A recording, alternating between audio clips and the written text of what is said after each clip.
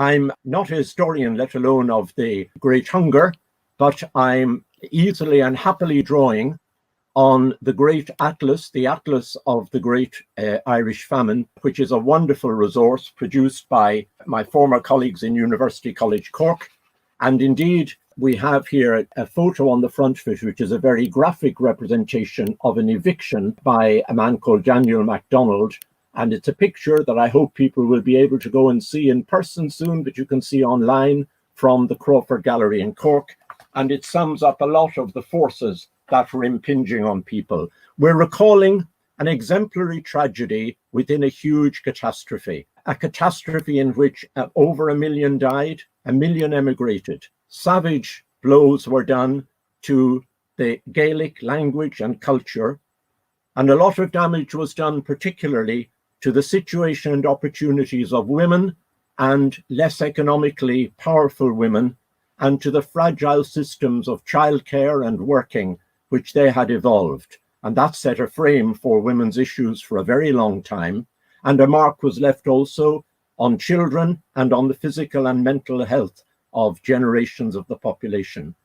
But I think maybe we shouldn't patronize the past or its people, because particularly in that picture by Daniel MacDonald, we can see the dignity, the courage, the vitality of people being forced to make choices in a structure that was inimical to all of those qualities. A social and economic structure, as Michael Dourley from Concern has said, that was taken to be natural, leading to a process that was seen as normal. But when that social and economic process was challenged by the collapse of the potato crop, it was reimposed by ideology, by the power of law, and by naked force. For example, the number of soldiers in the country doubled, and by the end of the famine, there were 4 soldiers in Ireland for every 5 on the island of Britain. As for such relief as was ultimately granted and then withdrawn by the British government, it took £10 million sterling, a large amount.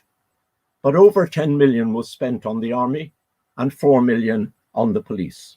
And all of these were resources which were maintaining a colonial system where the whole shape of a society was being distorted by the sharp demands and the cold neglect of another metropolitan society, under which it became ultimately just a food source rather than a functioning economy. Before the Great Hunger, there had been a reasonably good diet, and the Irish people, by European standards, were pretty healthy, but the whole structure was fragile. It was depending on one staple and only one variety of that, the lumper potato. And that was the subsistence of a rising population being driven onto the very margins of the society, onto small holdings on those margins, under a landlord system where they had to work 250 days of every year just to have a cabin and 1 acre of land on which to grow some food to feed their families. And as my former colleague in UCC, Willie Smith, put it, they were at the receiving end of a Byzantine hierarchy of grasping middlemen. Now, there's one important difference, I think, between the Great Hunger and the COVID pandemic here and around the world at the moment. Because in the Great Hunger, life was not being directly threatened. It wasn't an illness.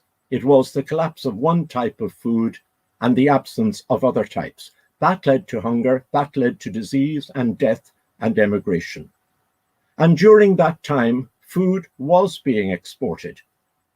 In Skibbereen, one of the worst hit areas, in 1846, it was reported there was plenty of meat and bread and fish.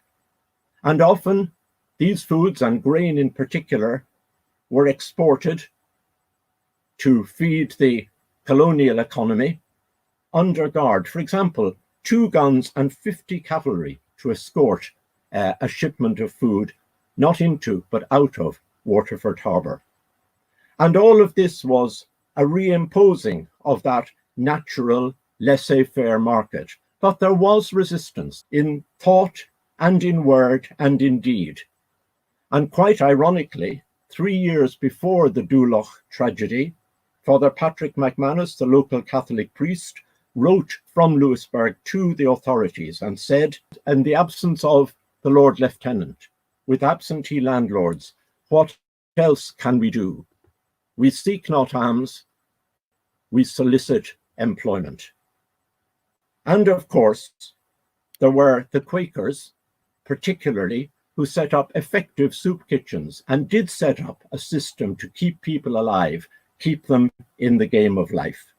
With the resources they could raise, they refused to join in, at times, the farce of official relief. And as Cueva has reminded us, the Choctaw Nation, from their trail of tears, sent a practically symbolic gesture of solidarity to their fellow humans suffering in Ireland. Now we have concern, and we've Trócaire, Moses and the prophets, to sound the alarm and to point us in the direction of hope. And that's along with the other good works that are supported by Irish Aid and being done formally and informally by so many Irish people in so many parts and for so many places in the world. And we've seen with the COVID pandemic at home in our Western or Northern countries that the impossible has begun to be done, that people have begun really to ask the question, can the economy work for the people rather than the people for the economy? That's been done in our global north. It was clearly vitally necessary in the Great Hunger. The question was raised and it was savagely repressed. Now it's just as clear and vital, as we've been told already and will see in further detail, for the global south, here and now.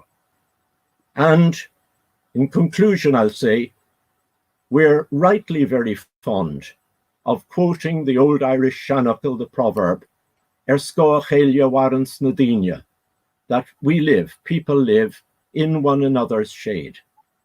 And maybe we're now faced, and Afri and all the organizations and the people who are working with us are faced with the possibility of making that the healing, cooperative, respectful, humanitarian shade of a transformation of the world's relations and the position of the global south, rather than the cold, dark shadow of a turned back and neglect. Thanks, Rory.